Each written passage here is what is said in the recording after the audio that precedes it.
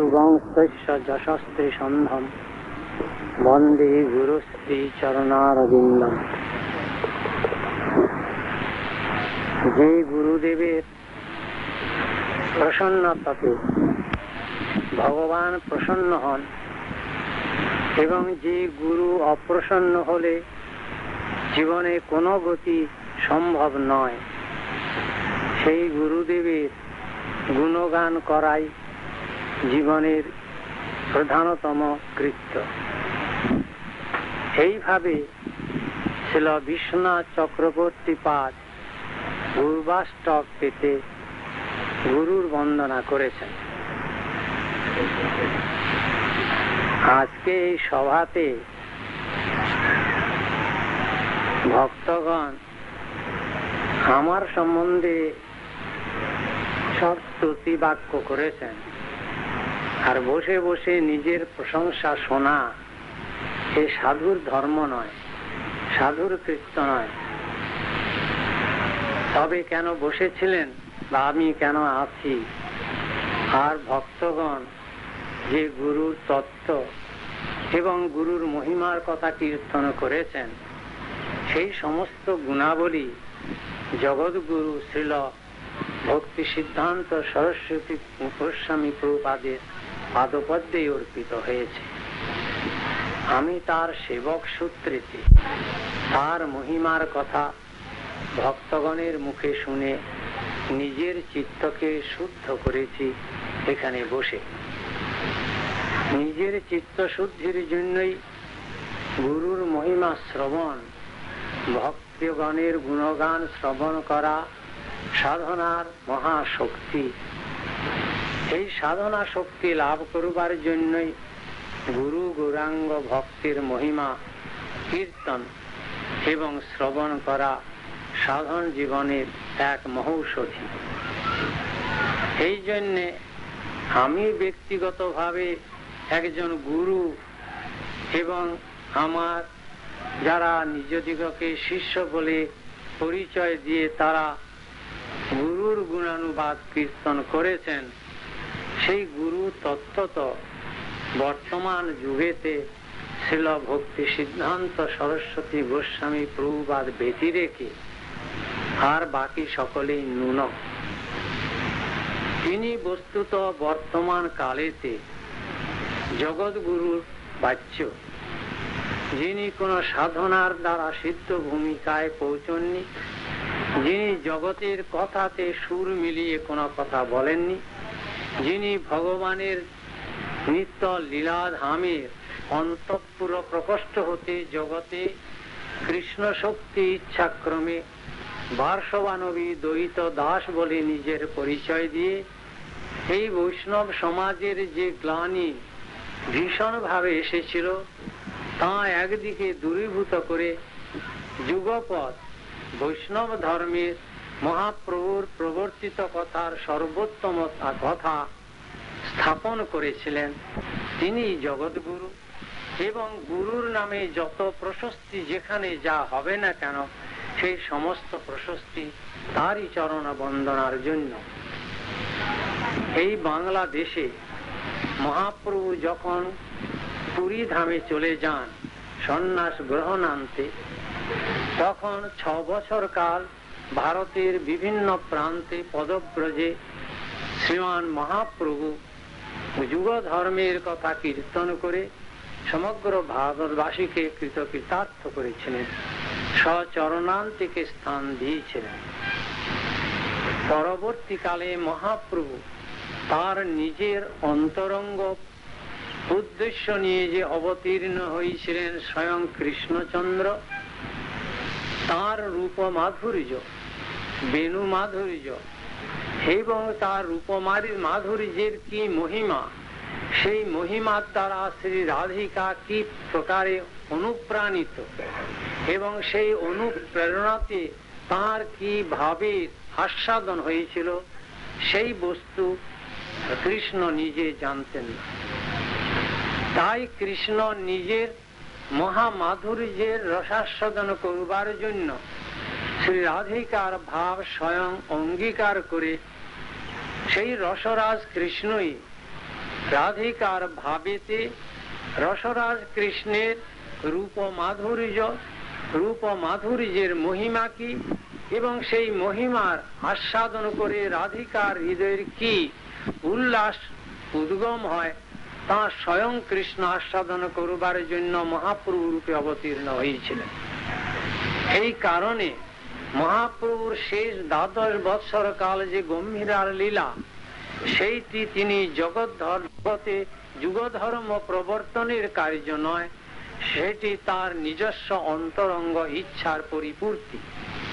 কিন্তু প্রথম 24 বছর কাল নবদ্বীপেতে থেকে এবং পরবর্তীকালে সন্ন্যাস গ্রহণান্তে 6 বছর কাল ভারতের সর্বত্র পদব্রজে পরিভ্রমণ করে জগজ্জীবের নিকট এই কলিকালের যে যুগধর্ম হরিনাম মহামন্ত্র এবং এই হরে কৃষ্ণ মহামন্ত্র কীর্তনের দ্বারা কেবল শুদ্ধা ভক্তি প্রাপ্তি নয়, বৈকুণ্ঠ ধাম প্রাপ্তি নয়, অযোধ্যা ধাম অতিক্রম করে বিরজা রাজ্য পার হয়ে অপরদিকে দ্বারকাপুরেতে দ্বারকাধীশের পাদপদ্মের শুদ্ধা ভক্তির স্বরূপকে অতিক্রম করে মথুরাপুরে মথুরানাথ বাসুদেব কৃষ্ণের পরণে ভক্তির কথাও পার হয়ে গিয়ে ব্রজের অন্তঃপুরেতে প্রেম ও মাধুর্য রসের যে ভক্তির সর্বোত্তমতা, সেইটি প্রচার করবার জন্য অকাতরে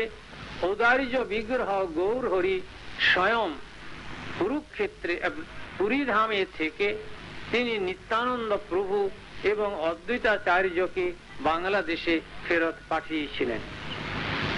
অপরদিকে তাঁর নিত্য পরিকর রূপ সনাতন দাস গোস্বামী, ভট্ট গোস্বামী, রঘুনাথ দাস গোস্বামী, শ্রীজীব গোস্বামী এবং গোপাল ভট্ট গোস্বামীর দ্বারা তাঁদিগকে ব্রজধামে প্রেরণ করে রাধা কৃষ্ণের লীলার কথা জগতের কাছে ব্যক্ত করবার জন্য শক্তি সঞ্চারিত করে নির্দেশ করেছিলেন।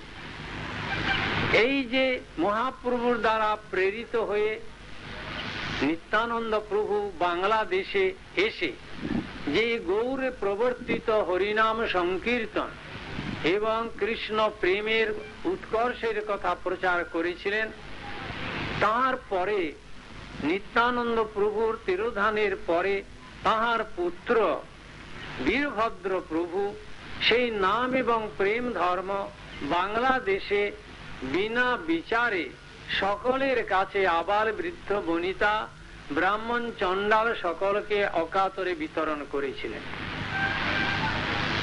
করার কিছুকাল পরেই সেই মহাপ্রভুর প্রবর্তিত যে প্রেম ধর্ম, সেই প্রেম ধর্মের নামে বাংলাদেশের বৈষ্ণব ধর্মেতে মহা কলঙ্ক কালিমা এনে দিয়েছিল। সেই প্রেম ধর্মের নামেতে কামের কুৎসিত নৃত্য সারা বাংলাদেশের তদানীন্তন বৈষ্ণব ধর্ম নামে পরিচিত ঘৃণিত হয়েছিল। আউল বাউল, নেড়া নেড়ি, অতিবাড়ি, গোপীছাড়ি, গৌরাঙ্গ নাগরী, এই যে বিভিন্ন 13 অপসম্প্রদায় প্রায় 150 বছর পূর্বে বাংলাদেশের বৈষ্ণব ধর্মের নামে ঘৃণা এবং অতি অবজ্ঞা এনে দিয়েছিল। যে সমস্ত অপদার্থ লোক সাধন রাজ্যের কোনো চেষ্টাই নাই, সত্যের কোনো পন্থা লাভ করেনি, তত্ত্বজ্ঞানের সম্পূর্ণ অভাবের ভিত্তিতে প্রেমটাকে কামের রাজ্যেতে পরিণত করে কামকে প্রেম বলে পরিচয় দিয়ে এই আউল বাউল নেড়ানেড়ির ধর্ম বাংলাদেশে বৈষ্ণব ধর্ম নামে পরিচিত হয়েছিল। এবং নিত্যানন্দ প্রভুর অহৈতুকী কৃপা এবং পরবর্তীকালে তাহার পুত্র বীরভদ্র প্রভু এই বৈষ্ণব ধর্মের প্রেমের কথা সর্বত্র বলার ফলে বাংলার তদানীন্তন কালে যে সমস্ত অবর জাতি, আমরা তখনকার দিনে 100 বছর 80 বছর পূর্বে যাদিগকে ছোট লোক বলতো বাংলার সমাজ, ব্রাহ্মণ কায়স্থ নিজদিগকে শ্রেষ্ঠ অভিমান করতেন এবং এই নেড়ানেড়ি সম্প্রদায় মানে বৈষ্ণব ধর্ম ছোট লোকের ধর্ম, এই বলে এই বাংলাদেশে বৈষ্ণব ধর্মে কুৎসা রটেছিল। তার কারণ এই অযোগ্য ব্যক্তিগণ ধর্মের কোনো সন্ধান রাখে না, তত্ত্বজ্ঞানের সম্পূর্ণ অভাব, অজ্ঞ মূর্খ সমাজ, ওই সমস্ত তথান্তর কালে বাংলাদেশের জাতিকে লোকে বলে অছুত জাতি, ছোট লোক, এইভাবে সমাজে জাতিকে ঘৃণা করত। সেই সব লোকের ভিতরে মহাপ্রভুর দানের যে সর্বোত্তমতা, প্রেমের কথা, প্রেমের রাজ্যের অন্তঃপুরের কথা ছড়িয়ে দেওয়ার ফলে এই অজ্ঞ সমাজ তিলক মালা ধারণ করে তারা কামের রাজ্যকে বৈষ্ণব ধর্ম বলে প্রচার করেছিল। তার ফলে নেড়ানেড়ি মানে পরের স্ত্রীকে নিয়ে পারকীয় রসের কুৎসা নিজের জীবনে ধর্ম বলে বহুমানন করেছিল সমাজের ভিতরে।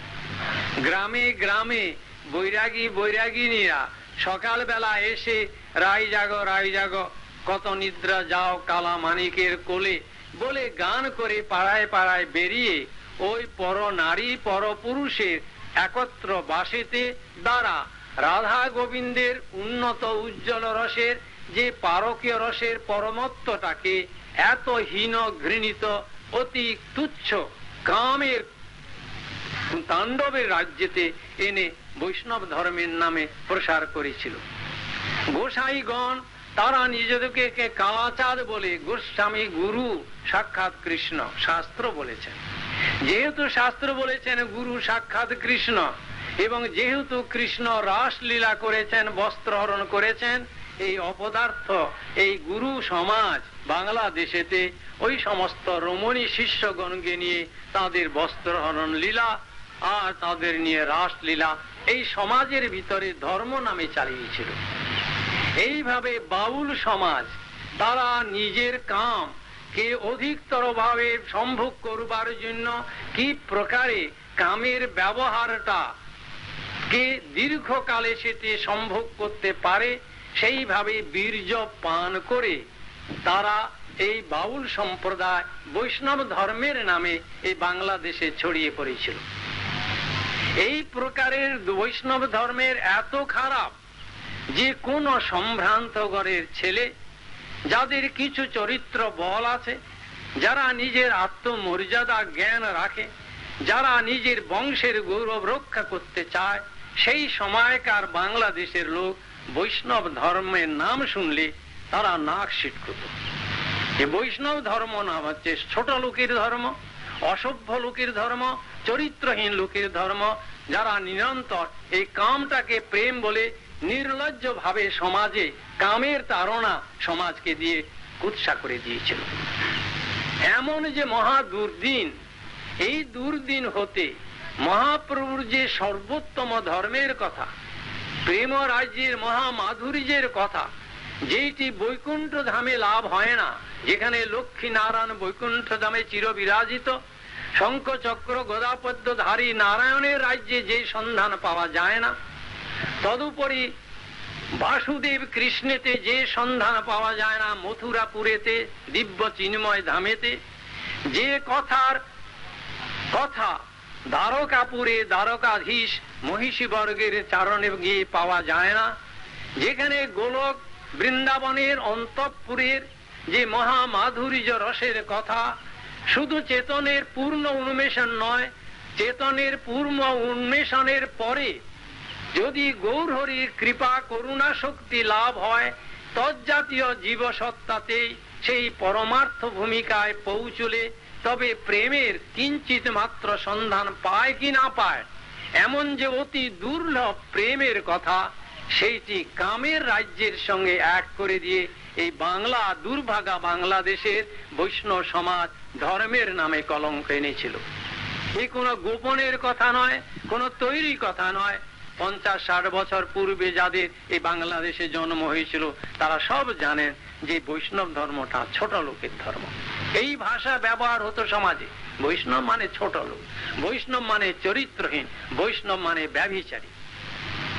এই যে ভগবানের যা নাকি সত্য যুগে ভগবান দেননি, ত্রেতাতে যার সন্ধান পাওয়া যায় না, এমনকি দাপর যুগে স্বয়ং ভগবান কৃষ্ণচন্দ্র সপরিকর এই বিশ্বে অবতীর্ণ হয়ে যে প্রেমের মহামাধুর্যের কথা স্বয়ং একমাত্র আস্বাদন করেছেন, আর কেউ সেই কথা জানে না, সেই কথা উদার বিগ্রহ কৃষ্ণচন্দ্র রসরাজ মহাভাব দুই এক রূপ, আশ্রয় এবং বিষয় বিগ্রহ কৃষ্ণ, আশ্রয় বিগ্রহ রাধিকা।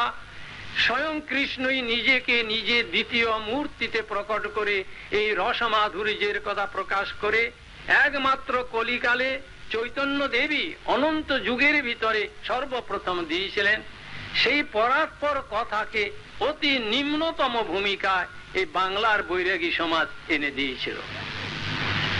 এই মহা দুর্দিন বাংলার যখন একদিকে ব্রাহ্মণ সমাজ নিজেদের মিথ্যা গৌরবে ব্রাহ্মণ জন্ম গ্রহণ করে কুলেতে ব্রাহ্মণোচিত আচরণ কিছুই নাই, ব্রাহ্মণ ঘরে মুখার্জি ঘরে জন্মে জুতার দোকান দেয়, ব্যবসা করে জুতা, বলে ব্রাহ্মণ। এই এক সময় এইভাবে ব্রাহ্মণ সমাজ ব্রাহ্মণত্ব ধর্ম হতে চ্যুত হয়েছিল বাংলাদেশে।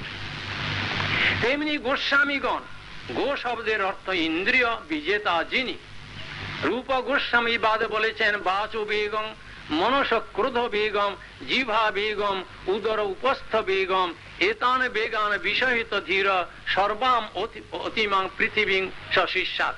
সেই ব্যক্তি পৃথিবীকে বিজয় করতে পারে, তিনি জগৎগুরু হন, যিনি সরেন্দ্রিয়কে সর্বতভাবে বিজয় করেছেন। এই যে সর্বেন্দ্রিয় ইন্দ্রিয় বিজেতা যে স্বয় গোস্বামীগণ, তাদের মিথ্যা ভ্যাংচিয়ে এই সমাজে জাত গোসাইরা গুরুগিরি করতে গিয়ে এই কামের রাজ্যই প্রকাশ করেছেন।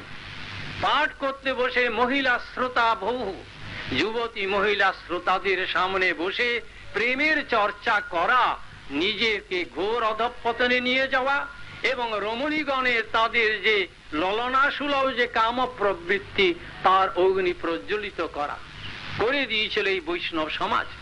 মুখ্যত তোমার চরণে আমার পরাণে লাগিল প্রেমের ফাঁস করে যখন গান গায়, বক্তৃতা দেয়, ভাগবত পাঠ করে ভাগবত পাঠের নামেতে, আর ওই যেমন ব্যক্তি অজিতেন্দ্রীয় পুরুষগণ এই তোমার চরণে আমার পরাণের প্রেমের কথা শুনে ওই রমণীর সংসর্গেতে নিজেরা পতিত এবং তাঁদিগকে ঘৃণিত জীবনে করে তুলেছিল।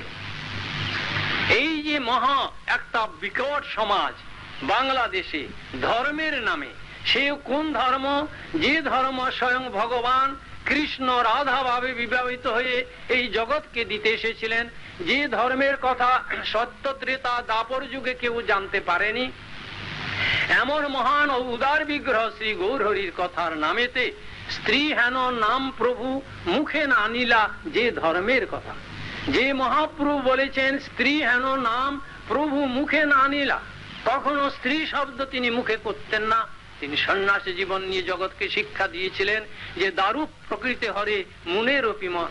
একটা দারু কাঠের যদি মেয়ে লোকের মূর্তি হয় তাতে মুনির মন টলে যায়। তাই যদি যুবতী যদি হয় বিমাতা, যুবতী যদি হয় কন্যা, যুবতী যদি হয় ভগিনী, যুবতী যদি হয় ঝি বাড়ির, তাদের সঙ্গে একান্তে পুরুষ কখনো বসবে না, আলাপন করবে না। কেন না? স্ত্রী জাতিটা হচ্ছে কামের দ্বারা সৃষ্ট, এই কামের একটা মূর্তি হচ্ছে স্ত্রী জাতি, সৃষ্টি প্রকরণ। সেই তাদের সঙ্গে বৈরাগীর ধর্ম নয়, তাদের সঙ্গে একান্তে বসে আলোচনা করা, ধর্মের অছিলাতে অধর্মের কে সৃষ্টি করা। কিন্তু মহাপ্রভুর ধর্মে যে বলেছেন স্ত্রী হেন নাম প্রভু মুখে না আনিলা, সেই মহাপ্রভুর কে জন্য ভিক্ষা করতে গিয়েছিলেন ছোট হরিদাস।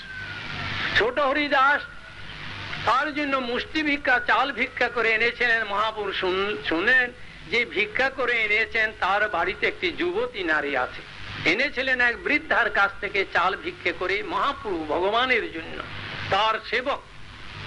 মহাপ্রভু বলেন যে ওর মুখ আমি দর্শন করি না, বৈরাগী হইয়া করে প্রকৃতি সম্ভাষণ, দেখিতে না পারো মই তাহার বদন।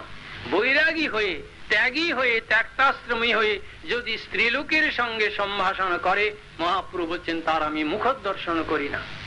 মহাপ্রভু যখন তাকে বর্জন করলেন, তার নিজের সেবক যার জন্য ভিক্ষা করে এনে মহাপ্রভুকে দিতেন, সেই মহাপ্রভু তাকে পরিত্যাগ করলেন। তিনি রমণীকে সম্ভাষণ করেছিলেন বলে তার সেই দুঃখে দুঃখিত হয়ে সেই ছোট হরিদাস ত্রিবেণীতে গিয়ে গঙ্গা যমুনার সঙ্গমেতে নিজের দেহ ত্যাগ করেছিলেন, আত্মহত্যা করেছিলেন। সংবাদ যখন মহাপ্রভুর কাছে এলো যে মহাপ্রভু আপনি উদার বিগ্রহ ভগবান, আর আপনার জন্য চাল ভিক্ষে করেছিল এই অন্তরের ভক্তি নিয়ে, কিন্তু সে ঘরে যুবতীর সঙ্গে সে কথাপন করেছে বলে আপনি এত কঠোর শাস্তি দিলেন, সে দেহ ত্যাগ করেছে। মহাপ্রভু উত্তরে বললেন, বৈরাগী সম্ভাষীর হয় যোগ্য পরিণতি। বৈরাগী হয়ে যদি স্ত্রী সম্ভাষণ করে তার এইভাবে আত্মহত্যা করাই তার উপযুক্ত শাস্তি। মহাপ্রভু তাকে বললেন না যে তাই তো আহা লোকটা প্রাণ বিসর্জন দিল। এই যে কঠোর ধর্ম, যে ধর্মের রাজ্যে প্রেমের কথা বলতে এসেছেন, আর জগৎ সারা সংসার হচ্ছে কামের দ্বারা পরিচালিত, সারা বিশ্ব ওই পিঁপড়ের থেকে আরম্ভ করে দেবরাজ ইন্দ্র পর্যন্ত কামেতে বিভাবিত। সেই রাজ্যেতে প্রেমের কথা বুঝতে হলে কি কঠোর সাধনা সাপেক্ষ, কি প্রকার সঙ্গ করা দরকার, এই না জানতে পারার দরুন ওই সব অযোগ্য ব্যক্তিগণ গুরুর আসন গ্রহণ করে অজিতেন্দ্রীয় হয়ে জিতেন্দ্রীয় পুরুষের নকল করতে গিয়ে এইভাবে বাংলার বৈষ্ণব সমাজকে এরকম অতি পতিত ভূমিকা এনে দিয়েছিল। বৈরাগী সমাজের কথা আমি অনেক বলতে পারি আপনাদের কাছে। আমি দীর্ঘ 54 বছর ধরে এই বৈষ্ণব সমাজের ভিতরে ওতপ্রোত ভাবে মিশেছি, দেখেছি, ভিতরকার খবর আমি রাখি। সেসব শুনলে গা শিউরিয়া যাবে যে বাংলাদেশের কি মহা দুর্ভাগ্য, বাঙালি জাতির কি মহা কলঙ্ক, যে বাঙালি পৃথিবীর সামনে স্ফীত বক্ষেতে উন্নত মস্তকে দাঁড়াতে পারে। যেহেতু বাংলাদেশে স্বয়ং ভগবান গৌরচন্দ্র আবির্ভূত হয়েছিলেন, বাঙালির গৌরবের সর্বোত্তমতা সেখানে। আর সেই বাঙালির জাতির ভিতরে সেই মহাপুরুষ ধর্মের নামে কামের কঠোর কলঙ্ক ছায়া পড়ে গিয়েছিল। এমন অবস্থাতে ভগবান যা দূর করতে পারেন না, স্বয়ং ভগবান ব্যতি রেখে ভগবানের কোন অবতার এসে এই ধর্মের যখন অধঃপতন এত তলদেশে চলে যায়, তাকে দূর করবার সামর্থ্য একমাত্র স্বয়ং ব্রজেন্দ্র নন্দন, স্বয়ং ভগবান, অথবা তার অতিমর্ত শক্তির দ্বারা শক্তিমান হয়ে যদি তিনি জগতে তার নিজজনকে প্রেরণ করেন, তবে তিনিই পারেন এই ধর্মকে আবার সত্যুজ্জ্বল স্বরূপে প্রদান করবার জন্য।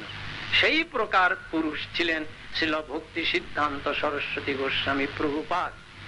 তিনি তার অতিমর্ত অচিন্ত শক্তি প্রভাবে বাংলার এই ঘৃণাকে দূর করে দিয়েছিলেন 10 বছরের মাঝে। 10 বছর প্রচারের ফলে আজ বাংলাদেশ নয়, সমগ্র পৃথিবী মহাপ্রভু ধর্মের সর্বোত্তম উজ্জ্বলতার দ্বারা আকৃষ্ট হয়ে তারা আজ বিশ্ব গৌরবান্বিত হচ্ছে। এই বাংলাদেশে শিল প্রভুপাদের পাদপদ্ম হতে শক্তি সঞ্চারিত তার সেবক বৃন্দের দ্বারা তিনি করেছিলেন প্রচার। তিনি ছিলেন ঝাড়ুদার ঝেঁটা দিয়ে পরিষ্কার করে, কাটা ময়লা আবর্জনা ধুলো সব সরিয়ে দেয়। ঝাড়ুদার একজন, তার হাতে থাকে ঝেঁটা।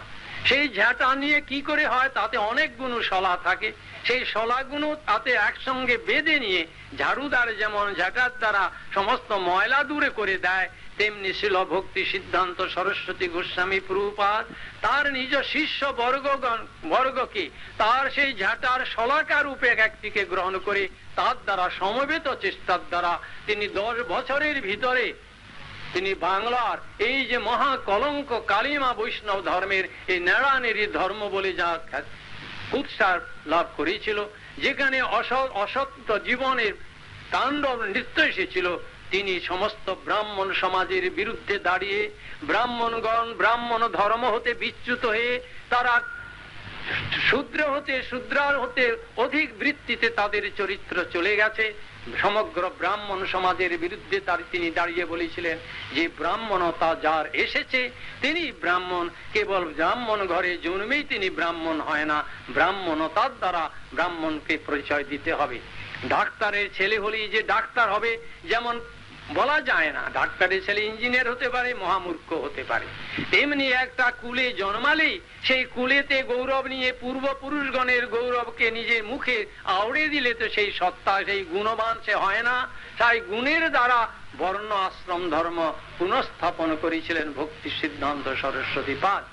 তার অতিমত্ত শক্তি যখন তিনি এই বললেন যে একমাত্র বৈষ্ণবী দীক্ষার দ্বারাই ব্রাহ্মণতা লাভ হয়, আর খালি জাতিতে জন্মে ব্রাহ্মণ পিতামাতার ঔরসে জন্মালে সেই ব্রাহ্মণ হয়ে সে জন্মায় না, ব্রাহ্মণ কুলে জন্মালে সেই নারায়ণের পূজা করতে পারে না যতক্ষণ পর্যন্ত সে তার দ্বিজত্ব না লাভ হয়। উপনয়ন সংস্কারের পূর্বে ব্রাহ্মণের ছেলে হলেই যেমন সে ব্রাহ্মণ বলে নারায়ণের পূজা করবার অধিকার পায় না, তার দ্বিজত্বের অপেক্ষা রাখে, সংস্কারের অপেক্ষা রাখে।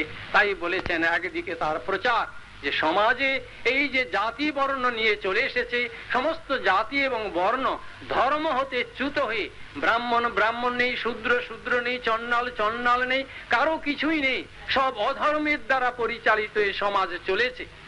তেমনি গোসাই নাম দিয়েছে গোস্বামী বলে তাদের গোসাই, জিতেন্দ্রিয়তা আদৌ নেই, আছে কামুকতার মূর্ত বিগ্রহ। তাই নিয়ে সমাজে ধর্মের নামে গ্লানি। তাই গোস্বামী সমাজের বিরুদ্ধে সরস্বতী গোস্বামী পাদ বললেন, গোস্বামী বংশে জন্মালে গোস্বামী হবে না, সরেন্দ্রীয় বিজেতা পুরুষ যিনি তিনি একমাত্র গোস্বামী, অজিতেন্দ্র পুরুষকে গোস্বামী বলে ধর্মের গ্লানি এনে দেবে মাত্র। সমাজে তাই হয়েছিল। এইভাবে তিনি বিভিন্ন সমাজের বিভিন্ন দিকেতে ধর্মের যে মহা অধর্ম এসে তাকে আচ্ছন্ন করে দিয়েছিল, তার অচিন্ত শক্তি প্রভাবে স্বল্পকালের মধ্যে বিদূরিত করে, শুধু তাই নয়, এই অতন নিরসন নয়, ধর্ম নয় কি, সত্য ধর্ম নয় কি, বৈরাগী কেন ধর্ম নয় কেন, নারায়ণের ধর্মটা ধর্ম নয় কেন, গোসাইগিরিটা ধর্ম নয় কেন, গুরুগিরিটা ধর্ম নয় কেন, এইগুলো যেমন একদিকে নিরসন করেছেন শাস্ত্র সিদ্ধান্ত বাক্যের দ্বারা, অপরদিকে ধর্মের স্বরূপ কি, গোস্বামী কে হন, গুরুর সত্তা কোথায়, গুরুর স্বরূপ কি, ধর্মের সাধনা কি, এবং ভক্তি আরম্ভ করে শ্রদ্ধা হতে আদৌ শ্রদ্ধা, তত সাধু সংগত ভজন ক্রিয়া, অনর্থ নিবৃত্তি সাত তত নিষ্ঠা অথা শক্তি তত ভাব, অথ প্রেম অভ্যুদয়ঞ্চতি সাধকানাং অয়ং প্রেম ন প্রাদুর্ভাবে ভবেত ক্রম। এই যে ছিল রূপ গোস্বামী পাদ ধর্মের 9টি স্তরের ক্রম বিকাশের কথা বলেছিলেন ছিল সরস্বতী গোস্বামী পাদ, সেই ভূমিকাকে সমাজকে দিয়েছিলেন। তোমরা হঠাৎ আজ বৈরাগী হয়ে কালই তুমি প্রেম প্রেম করে বলে বেরিও না, প্রেম এখন বহু দূরে, হৃদয় এখন কামে ভরপুর।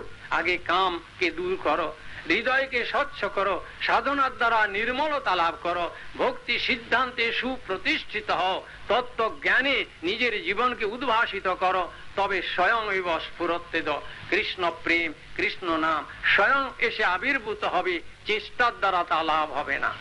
বলে কয়ে কারোর সঙ্গে যেমন প্রেম করা যায় না, প্রেম হচ্ছে অসত প্রবৃত্তি, জাগে।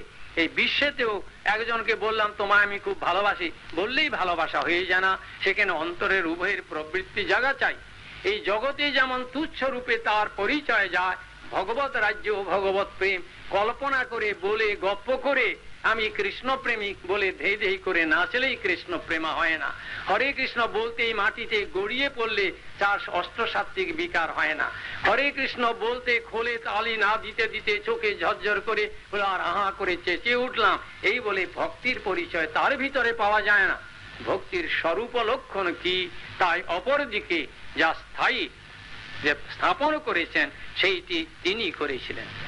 তারই মহিমা আজ বিশ্বময়, শুধু বিশ্বময় শব্দের না, বাস্তবতাতে পৃথিবীর এমন কোন দেশ এখন নাই যেখানে সরস্বতী গোস্বামী প্রভুপাদের বাণী তারই শক্তিতে, তারই ঝাঁটার এক একটি শলাকা রূপে তার শিষ্যবর্গ দ্বারা তিনি প্রচার করছেন, প্রচারক তিনি।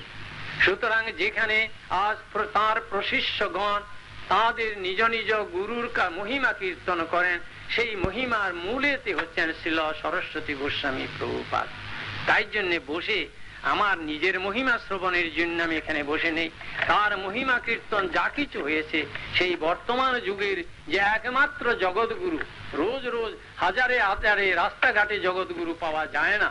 জগৎগুরু একই সময়েতে 200-300 বছর পরে ইতিহাসে পাওয়া যায়, আসেন, তার দ্বারাই জগতে ধর্মের পুনঃস্থাপন হয়। বৈষ্ণব ধর্মের নামে আজ ভারতের শ্রেষ্ঠ সমাজ, আজ গৌড়ীয় মঠের যে প্রচারিত মহাপ্রভু ধর্ম কি আজ তারা বুঝেছে। আমরা যখন প্রথম প্রভুপাদের কাছে আসি উল্টাডিঙ্গি, তখন বালিগঞ্জের দিকে দক্ষিণ কলকাতা লোকরা জানতোই না আছে। স্বল্প সময়ের মাঝে যখন সমগ্র কলকাতা শহরে প্রসারিত হলো, তখন কলকাতা মহানগরীতে যাদিগকে শ্রেষ্ঠ বলে মানতেন লোকে, যেমন বর্ধমানের মহারাজাধিরাজ বিজয় চাঁদ মাহাতাব বাহাদুর, তখন হাইকোর্টের যে chief justice sir Manmathnath Mukhopadhyay, যে প্রভৃতি বাংলার শ্রেষ্ঠ সমাজের লোক, সমাজের দৃষ্টিতে, জগতের দৃষ্টিতে, বিদ্যতার দৃষ্টিতে তারা সকলে এক বাক্যে সরস্বতী গোস্বামী প্রভুপাদের পাদপদ্মে প্রণত হয়েছিলেন। একবার আমাকে বর্ধমানের মহারাজ বাহাদুর বলেছেন, তিনি আমাকে খুব ভালোবাসতেন, পুত্রের মতো বলতেন, উদয় আর আপনাকে আমি একই দেখি, উদয় মানে তার বড় ছেলে। তিনি একদিন বলেছিলেন যে আমি বাংলাদেশের সবচেয়ে সম্মানী ব্যক্তি, আমার সমান সম্মানী বাংলাদেশে কেউ নেই। আমি বর্ধমানে মহারাজাধিরাজ বাহাদুর বিজয় চাঁদ মাহাতো। কিন্তু আপনার গুরুদেবকে যখনই দেখতে যাই, গিয়ে প্রথমে আমার মাথাটা নিচু হয়ে যায়। আমি একবার মনে করলাম, কেন, উনি একজন সাধু আছেন, তাতে কি হয়েছে? আমি এত বড় লোক, আমি কেন আগে নমস্কার করব? আমি কেন মাথা নিচু করব? আজ যাব সংকল্প করে, দেখি আমি আগে মাথা নোয়াবো না, উনি কি করেন আমি দেখব। এই সংকল্প করে আমি গেলাম। আমি নিচের ঘরে বসতেন, মহারাজ বাহাদুর এলেন, দেখ, বলে আমি বলবো কি আপনাকে? আমায় বলেছেন যে আমি যাওয়া মাত্র আমার মাথা আপনার থেকে নত হয়ে গেল। আমি অপেক্ষা করতে পারলাম না যে তিনি কি করেন। তিনি সকলকে প্রণাম করতেন, দাসস্মি বলতেন, দেখলে জীব মাত্র কি তিনি দাসস্মি, আমি দাস, এই বলে তিনি বলতেন। এই যে তার অতিমর্ত জীবন, বাংলার সমাজ, শিক্ষিত বিদ্যুৎ সমাজ বুঝলে এই হচ্ছে বৈষ্ণব ধর্ম। ওই নেড়ানেড়ির ধর্ম বৈষ্ণব ধর্মে নয়। আউল বাউলের ঘৃণিত চরিত্র, কামচরিতার্থের যে প্রচেষ্টা, মানে মেকানিক্যাল প্রসেস যা করে বাউলরা, কিংবা যে সমস্ত জাত গোসাইদের যে কাণ্ড কারখানা, এই সমস্তটা যে মহাপুরুষ ধর্ম নয়। মহাপুরুষ ধর্ম যে তার চেয়ে সম্পূর্ণ পৃথক কথা, সেই রাজ্যই অন্য রাজ্যের কথা, তা তিনি শাস্ত্র সিদ্ধান্তের দ্বারা প্রচারিত করেছিলেন। তাই তার মহিমা, জগৎগুরুর মহিমা বিশ্বে কীর্তিত হচ্ছে। তার মহিমা কীর্তনের দ্বারাই জীবের কল্যাণ, অত্যন্ত কি কল্যাণ, অর্থাৎ কৃষ্ণ প্রেম ও ভক্তি লাভের সম্ভাবনা আছে। তাই আপনারা সকলে আজ এত লোক এখানে উপস্থিত থেকে যেসব কথা শুনেছেন, বৈষ্ণবের মহিমা গান করলে নিজের চিত্ত শুদ্ধ হয়। আমাদের চিত্তে অনেক প্রকার কলুষতা লুকিয়ে আছে, আমাদের ঈর্ষা পরায়ণতা, হিংসা, বিদ্বেষ, এগুলো ভরপুর। এলো মানুষের স্বভাব। সাধুর বেশ পড়লেই বা কি হবে, আর সাধুর বেশ না পড়লেই বা কি হবে।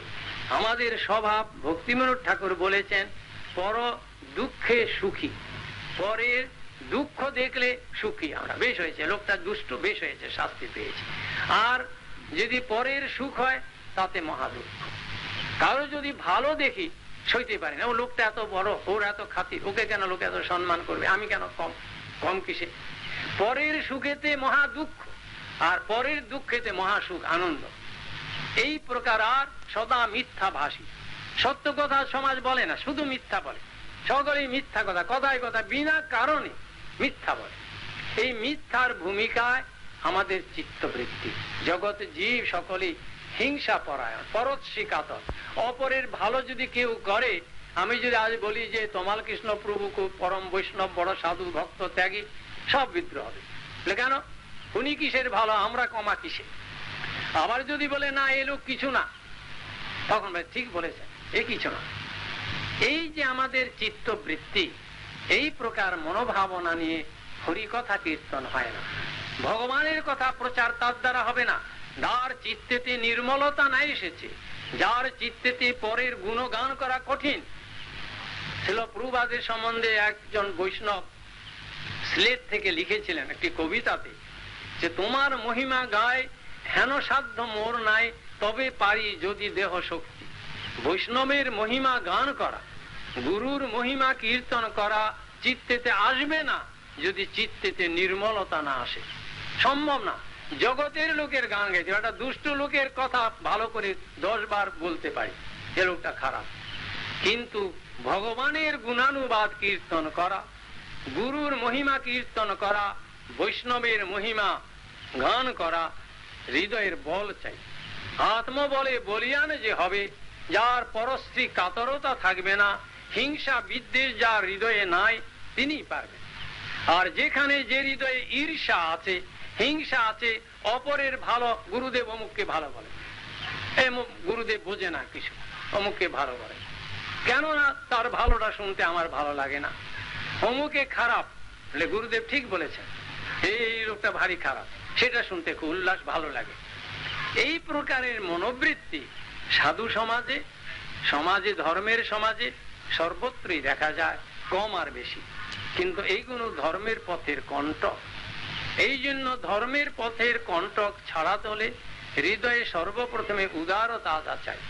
আমি বহুবার ভক্তদের সামনে বলি, জনসাধারণের কাছে আমি ধর্ম কথা আলোচনা করি, তার মধ্যে সর্বত্র আমার কথা নয়, ভাগবত পুনঃ পুনঃ বলেছেন, শাস্ত্রে এই কীর্তন করেছেন, আমাদের সমস্ত দোষ আছে, কাম আছে, ক্রোধ আছে, লোভ আছে, মোহ আছে, মদ আছে, এইগুলো আছে, সকলেরই কম বেশি আছে, কেউ প্রকাশ করে, কেউ গোপনে রাখে, কিন্তু আছে।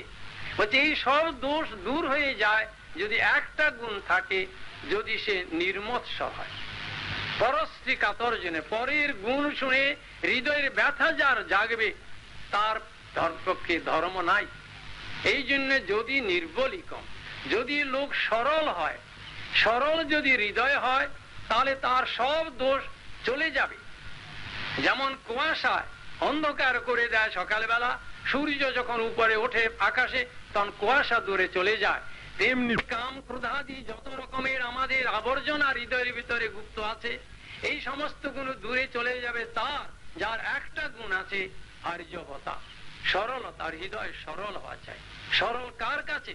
ভগবানকে তো দেখিনি আমরা, ভগবানের কাছে সরল। ভগবানের কাছে আমি হৃদয়ের কথা বলে দিচ্ছি, না ভগবান আমার কথা শোনেন, না আমি ভগবানের কথা শুনতে পাই।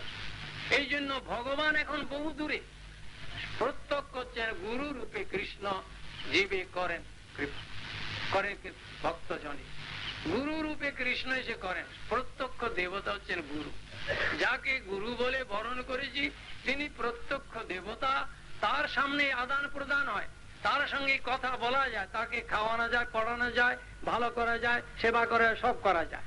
গুরু তিনি ভগবান গুরু রূপে এসেছেন।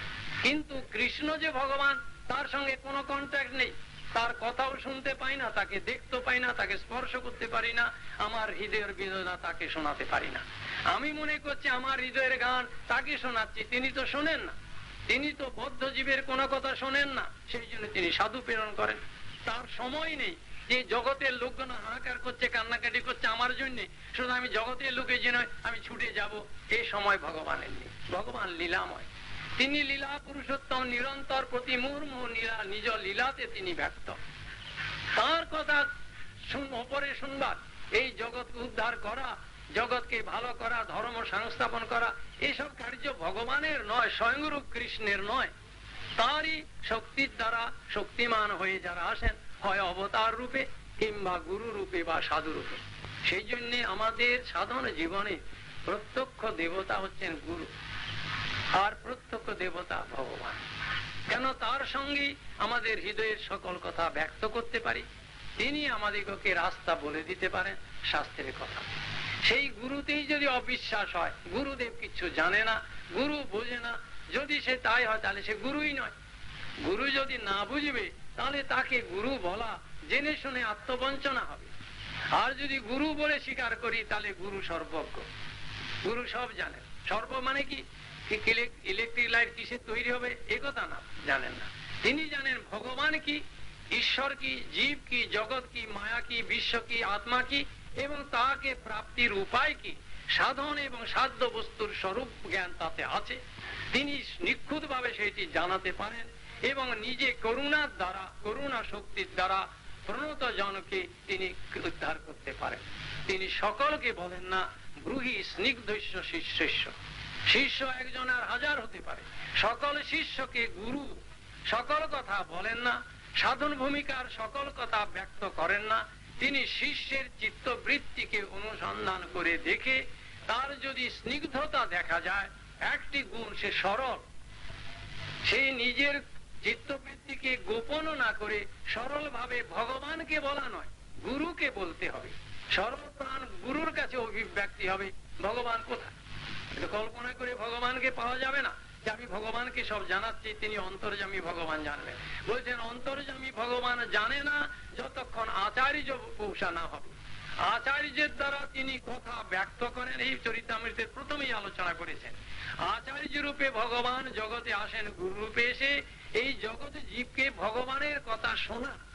এই অনুগ্রহের দ্বারা, করুণার দ্বারা কৃপা করে জগৎ জীবকে তিনি ভগবানের ভজনের কথা বলেন। সেইটি শোনে জীব শ্রদ্ধাযুক্ত চিত্তে যদি শ্রবণ করে, তখন সেই শ্রবণের পরিণতি হবে, প্রভাব হবে আচার্য বপুষা, চৈত্য বপুষা। তখন সেই কৃষ্ণ হৃদয়েতে চৈত্যগুরু রূপে দদামি বুদ্ধি যোগন্তম যেন মাম উপজান্তিতে। সুতরাং কৃষ্ণের দ্বারা প্রেরণা এখন আসবে না, কৃষ্ণ আমাকে বুদ্ধি যুগ দেবেন না, কৃষ্ণ আমাকে ক্ষমা করেন না। সেই জন্য প্রত্যক্ষ দেবতা জগতে সৃষ্টির প্রারম্ভ থেকে ভারতের প্রাচীনতম ইতিহাস পারমার্থিক জগতের এই ব্যাস পূজা বা গুরু পূজা, ব্যাস মানে জগৎগুরু, জগৎগুরুর পূজাকেই ব্যাস পূজা বলেছেন। সেই জগৎগুরুর পূজা, গুরুদেব বিভিন্ন মূর্তিতে বিভিন্ন স্বরূপে জগতে অবতীর্ণ। একহং বহুশ্যাম, ভগবান যেমন এক হয়ে তিনি বহু মূর্তিতে প্রকাশিত হন, তেমনি জগৎগুরু স্বয়ং বলরাম। বলরামই হচ্ছেন সর্ব জগতের সর্বজীবের নায়মাত্মা বলহীন লভ্য বলে শাস্ত্র উপনিষদ বলেছেন। সেই বলরামই হচ্ছেন আদি গুরু তত্ত্ব। সেই বলরামই তার প্রকাশ বিগ্রহ রূপে কাব্য বিস্তার করে জগতে গুরু রূপে আমাদের সামনে উপস্থিত হন। এই রাস্তা, এই জন্যে এই যেখানে প্রতি বছর আমরা আসি, এখানে ক্ষুদ্র গ্রাম একটি, একেবারে প্রাঞ্চলে শহরনগর থেকে বহু দূরে, এখানে ঘটনাচক্রে একটি ক্ষুদ্র স্থান হয়েছিল। যিনি করেছিলেন তিনি প্রকট নেই, তিনি দেহ রক্ষা করে ব্রজধাম প্রাপ্ত হয়েছেন। তারই পুত্র রাধাপদ আপনাদের সামনে সব বলছিলেন, ওরই পিতা এই স্থানটিকে প্রথম করেন। তারপর থেকে এখানে ওই বছরে একবার করে আসি, আগের দিন আসি, একদিন থাকি, তারপর দিন থেকে চলে যাই, বেশি দূরে এখানে থাকি না আমি। তারও আজ থেকে বছর থেকে এখানে যাতায়াত হয়। আমাদের মহারাজরা এখানে আসেন, হরিকথা বলেন, চেতন ছিল অনেকে। এই পথে সত্য পন্থায় সদাচার সম্পন্ন হয়ে করেন। কারণ বৈষ্ণব ধর্মের প্রচারে মহাকণ্টক হচ্ছে বাঙালির কাছে। ইউপিতে লোক তো নিরামিষ ভোজি, রুটি খায়, ডাল খায়, এরকম। বাংলাদেশে সব আমিষ ভোজি, সব মাছ খায়, মাংস খায়, পেঁয়াজ রসুন ডিম আন্ডা সব খায়। এখন এইগুলো খেলেই ভগবানকে পাওয়া যায় এও নয়, আর না খেলে ভগবানকে পাওয়া যায় এ কথাও ঠিক নয়। কেউ যদি শুধু নিরামিষ ভোজি হয়, মানে মাছ মাংস খায় না, পেটের দোষেই হোক বা যে কারণেই হোক, শাক সবজি খেয়ে থাকে, তাই জন্য সে ভক্ত হয়ে গেছে, বৈষ্ণব হয়ে গেছে, ভগবানের সেবা হয়ে যাচ্ছে, এই কথা মোটেই নয়। কিংবা আমিষ খায়, যদি মাছ মাংস পেঁয়াজ রসুন এই সমস্ত রজগুণ তমগুণ বৃদ্ধি করে যোগায়, তাহলে তার পক্ষে ভজনের মহাকণ্ঠ। এই জন্য ভগবত ভজন করবার জন্য চারটি বস্তুতে শ্রদ্ধা আসতে হবে প্রথমে, আর যেটা সাধারণ জীবের শ্রদ্ধা হয় না। মহাপ্রসাদে গোবিন্দে নাম ব্রহ্মণী বৈষ্ণবে স্বল্প পুণ্য বতাং রাজন বিশ্বাস নৈব জায়তে। স্বল্প পুণ্যবান ব্যক্তির এতে বিশ্বাস হয় না। কি? চারটি চিন্ময় বস্তুতে। মহাপ্রসাদ অর্থাৎ ভগবানের নিবেদিত যে ভগবানের প্রসাদ বা কৃপা রূপ যে নৈবেদ্য, ভগবানের অর্পিত নৈবেদ্য, আর গোবিন্দ ভগবান স্বয়ং, এবং ভগবানের নাম শব্দ ব্রহ্ম, এবং বৈষ্ণব ভগবানের ভক্ত, শুদ্ধ ভক্ত। বৈষ্ণব মানে শুদ্ধ ভক্ত। এই চারটি যে চিন্ময় বস্তু, এই চিন্ময় বস্তুতে জগৎ জীবের সহজে শ্রদ্ধা হয় না। তাই লোকে বলে যে এই গড়িয়ে মঠের লোকগুলো এমন কড়াকড়ি করে, প্রথম বেলে মাছ খান, মঠে মাছ ছাড়তে হবে, পেঁয়াজ, তার উপরে আপনারা সবই এখানে বাঙালি, আমিও বাঙালি জন্মেতে, বাংলাদেশ সব মাছ খায়, অন্য সব ছাড়তে পারে, ডিম ছাড়তে পারে, মুরগির ডিমও ছাড়তে পারে, হয়তো মুরগির মাংস ছেড়ে দিতে পারে বা পাঠার মাংস ছাড়তে পারে, মাছ ছাড়তে পারে, একটু মাছের ঝোল না হলে বাঙালির মুখে ভাত ওঠে না। এই বাঙালি সবসময় কথা বলে কেন না, জন্মের থেকে তাতে অভ্যস্ত, জন্মের থেকে নদীর দেশ, বাড়িতে রাত দুপুরে অতিথি এলো, নদীর ধারে গিয়ে জাল ফেললো, কটা মাছ ধরে আনলো, সঙ্গে যে মাছের ঝোল ভাত করে রাত দুপুরে অতিথি সৎকার সোজা এদেশে। এই মাছ সম্বন্ধে কি বলেছে আপনারা শুনবেন, শাস্ত্র বলেছে, মনুস্মৃতিতে বলেছে, মৎস্যাদা সর্বমাংসাদা। মাছ এমন একটি প্রাণী যে এমন কোন মাংস নাই যা সে খায় না, এমন কোন বস্তু নাই মাছ খায় না। মাছ আপনারা জানেন তো, মাথাগুলোরা মাছ কাটে, পেটেতে বিষটা বেরোয়। এই গ্রামাঞ্চলে যেখানে আছে পুকুরে সব মাছে বিষটা খায়, মাছে মরা মানুষ খায়, নদীতে মরা ভেসে যাচ্ছে, তার মাঝে মাছ ঢুকে যায়, এসে মরা মানুষ খায়। মাছ যা কিছু যেখানে যত ঘৃণিত বস্তু আছে এই মাছ খায়। এই জন্য মাছ খেলে পাঠার মাংস খাওয়া হয়, শুয়োরের মাংস খাওয়া হয়, গাধার মাংস খাওয়া হয়, মরা মানুষের মাংস খাওয়া হয়, বিষ্ঠা বোঝানো সব আমার কথা না, আর প্রত্যক্ষ আপনারা জানেন মাছ এমন একটি প্রাণী সব খায়। আর বাঙালি বলে এই মাছ না খেয়ে কি মানুষ বাঁচে, মরে যাব, বাঁচবো কি করে, মাছ যদি ছাড়তে হয়। এই মহাবিভ্রাট, এই সংস্কার এমন হয়েছে যে যেটা মহাবিঘ্ন ভগবানের পথে। এখন যদি বলে মাছ ছেড়ে দিলে কি আমি সাধু হয়ে যাবো, ভক্ত হয়ে যাবো, ভগবানকে পেয়ে যাবো, তাও নয়। ছাগলে তো মাছ খায় না, ছাগলে ঘাস খায়, সে তো নিরামিষ বুঝি, তাই জন্য ছাগল কি আর ভক্ত না ভগবানকে পেয়ে যায়।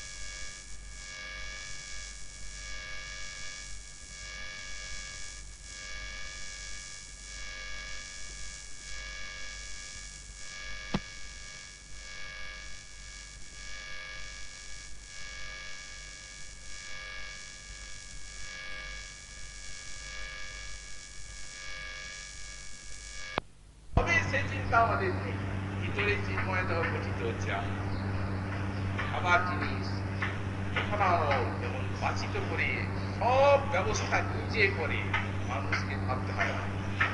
ভগবান উপাসনার দ্বারা ভক্তকে চিন্ময় ভাবে নিয়ে যাওয়ার জন্য সব ব্যবস্থা ভক্তির দ্বারা নিজে করেন, আপনাকে ভাবতে হয় না।